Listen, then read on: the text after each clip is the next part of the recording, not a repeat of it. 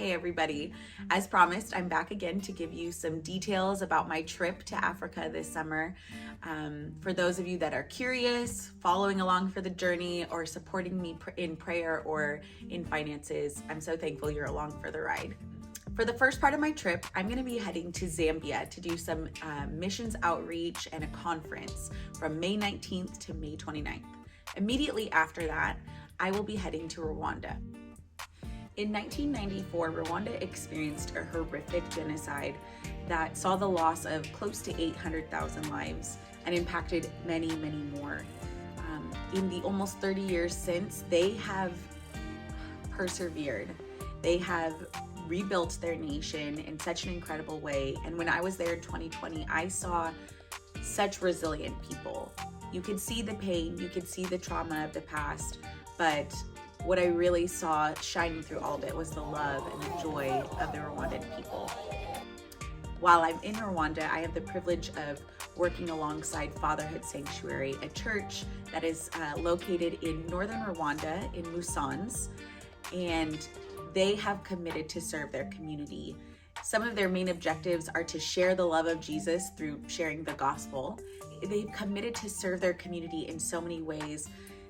One of them being affordable education that meets the international standard through healthcare, housing, and their desire to ensure social well-being as well. When I first arrive in Rwanda, I'm going to be taking part in a worship intensive. So it's going to be a 3-week course that's offered not just to the worship leaders at Fatherhood Sanctuary, but actually to open to many of the denominations and churches that are in that Musanze area, for the desire of developing musicians and vocalists to have a more effective worship service, to be able to communicate better with pastors, and to just overall have excellence in their worship.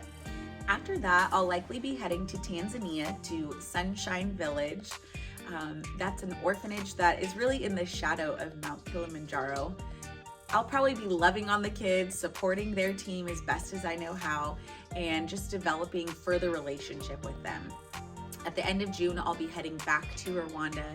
I'll continue working with their worship team. I would say one of my gifts that I have is that I love to encourage vocalists in their unique expression of worship to God.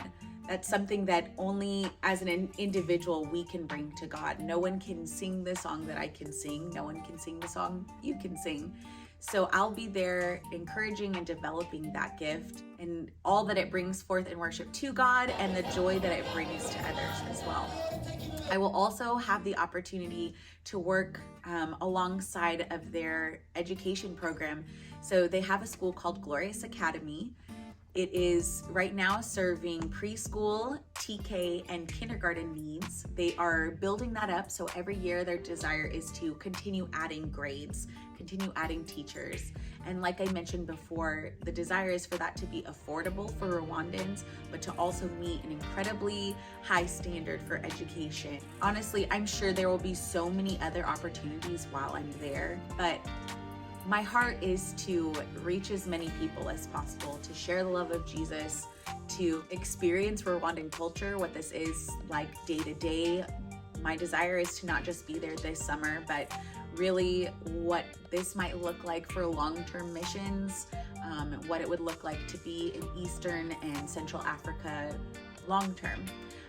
I'm so glad you've joined me on this journey, and I look forward to updating you as things develop and as testimonies come and things I can share that will bring you joy. And I just want to say thank you so much for supporting me.